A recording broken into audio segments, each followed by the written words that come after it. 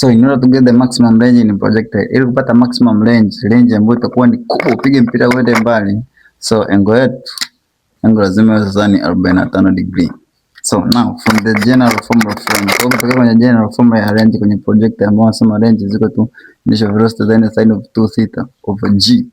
Na range yetu ambayo sasa itakuwa range max itakuwa sasa na initial velocity. Initial velocity ni velocity ya kwanza, ile velocity iliyotokea na body pale. The initial velocity of half then itakuwa ni sin of 2 then 45 degree over g ni gravitation. So range max itakuwa sasa so 45 mara 2 ni 90. So range max initial velocity then sin of 90 degree over g, but sin of 90 degree is equal to 1. Sin ya 90 ni 1.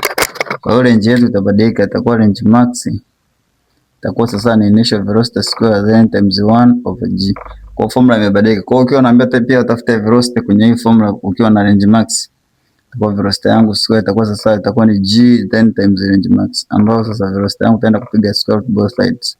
Kwa hiyo range yangu itakuwa sasa ni g times range max. Kwa ushamaliza tafuta velocity, lakini formula pia ya range max itakuwa sasa na initial velocity square over g.